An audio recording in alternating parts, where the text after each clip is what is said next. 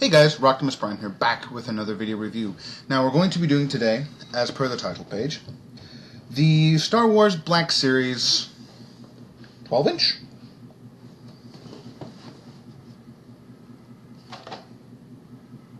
I don't know, the bigger ones. Boba Fett! Boba Fett! Number 6. I picked this guy up at my local Toys R Us. And he is absolutely fantastic. He is a bit hard to get posed right, but we'll get to that in a minute. As you can see, here's the box. It's a little dusty because it's been on the floor, because I bought him right after my water tank blew, or the water tank I should say blew. So he's been over on the other side, and the box is kind of, yeah. But as you can see, it's standard black series packaging. You can see your figure there, with the accessories that he comes with. If you were a mint and box collector, I'm not. Just the way I am. On the back, you do get a quick little bio. The notorious bounty hunter, Boba Fett, prepares to deliver the carbonite frozen Han Solo to Jabba the Hutt. That's that little screen cap there from the movie. Empire Strikes Back? Yes, Empire Strikes Back. Yeah, I had to think about that one for a second. Because it's New Hope, Empire, and then Return. So that's the box done for now. There is a nice picture of him there on the top and on the side there. So, whee! Moving on to the actual figure himself. Look at that! Oh, it's awesome. It's so bounty hunter-y.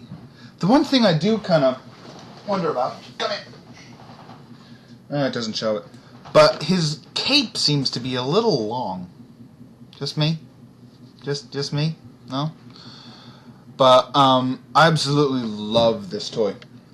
Now, the only other 6-inch figure I have, and it's still up on my shelf, is the R2. And, I'm pretty okay with just having R2 and this guy. I may get the clone, if they make a clone. I think they're going to make a clone, and the Stormtrooper at some point, but I had the Clone Trooper, or the Stormtrooper, but I didn't pick him up because I was like, it's Star Wars, I don't really collect Star Wars, and I saw this guy. Oh. Anyway, he does come packed with loads of detail. There's absolutely fantastic sculpt on this guy. And there's not really a place I can grab that, will not, that will hide some detail. Some of the paint's kind of, like on the Wookiee braids there. It's kind of, but they're very, very thin pieces of plastic, and the overall damage to the suit itself is really, really accurate. I can't get him to hold his gun quite right, so I just kind of have it slung like that. And this is one thing I'll cover in the articulation, is that the way that his body is sculpted, it's like it's meant to be like that. The way that the line for the flamethrower? Is that the arm with the flamethrower? It has the cord, so I'd assume. I know there's going to be some Star Wars guy in the comments that tells me, no, it's the other one, Dumbo. But, whatever. It's got a cord. So when you do, move his arm, it kind of looks weird. Just having, half it. It doesn't look too terrible. But, from the front, you can tell that his arm is wonky. It's definitely not as thick, as it would be if you turned it sideways. And that's kind of one of the things, like the sculpt right there. I don't know how well you're going to be able to see that. But this part is a lot thicker than this part, which I guess, in mine, has just done something really weird. Like, if you rotate it like that. Hello, broken arm.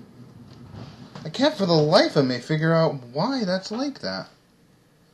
That is really, really, really bizarre. He had a run with the Jedi.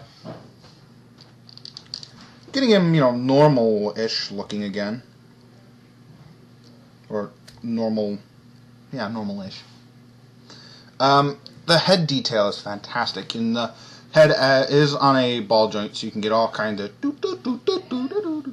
up and down, all sorts of back and forward movement as well. is absolutely brilliant. Excuse me. The arms do rotate all the way around, so we'll just do that. Whee!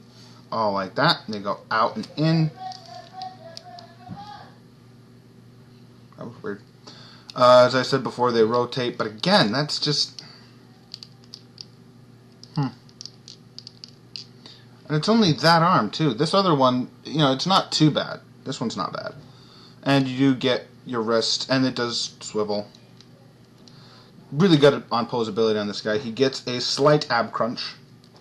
You can do what you want with that.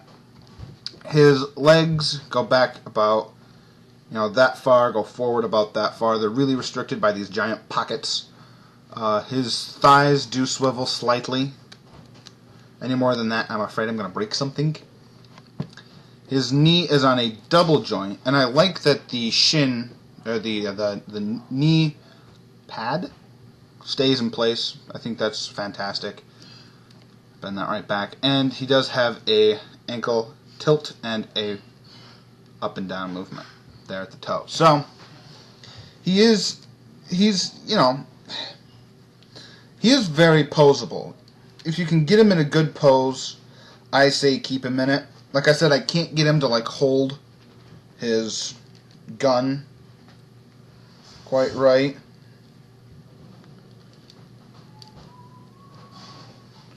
That's about as good as I can fudge it. But see, it on everything that it's seen, it's more of a human. So it's holding it more closely to the chest. And that's when his arm really looks just weird. So that's why I just have him holding it down to the side. Because while he does come with a holster, it's not meant for that rifle. And every other place that I see on here isn't like meant for it. He does have a very nice Mandalorian logo there on the side. Very cool. This is the one with the rocket launcher. And the gauntlets are different. You see there's a couple buttons, supposedly to do something in his ship. I'm not going to say it's the slave one, because I'm not entirely sure if it's the same ship. I think it is, but yeah. And if I can get his arm to bend here. He has some, like, blades or something on the underside. So that's pretty cool. And these do freely rotate, so you can have it displayed any way you want. Me, I like to have the rocket launcher on the side. So sort of in a this type pose. It comes with 3 accessories, technically. One accessory is his backpack, and it is removable if you want to have your Boba without a jetpack. And the same level of detail is applied to the jetpack as well, almost like backpack. Little spiky thing there, I'm not really sure what that does, and another shorter spiky thing in the missile there.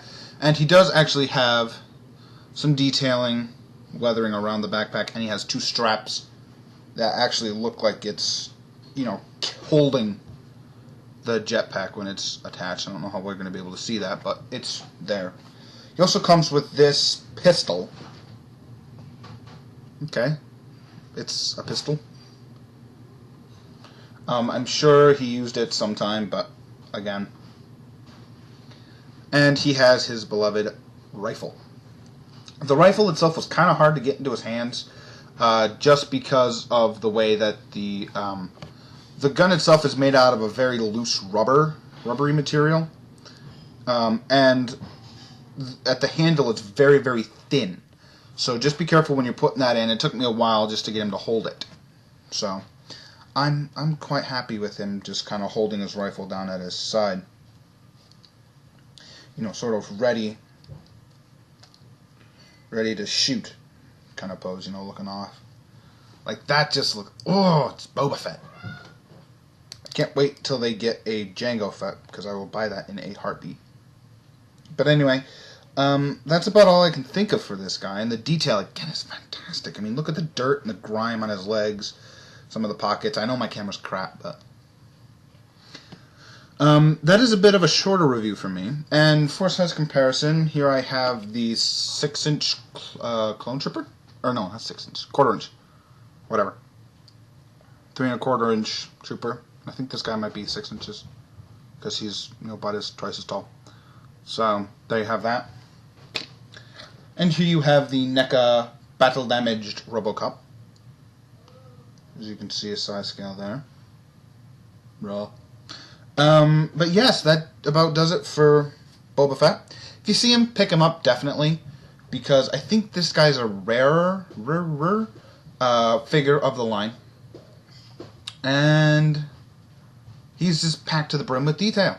So, this has been me, done for now. I want to wish you guys, a happy day.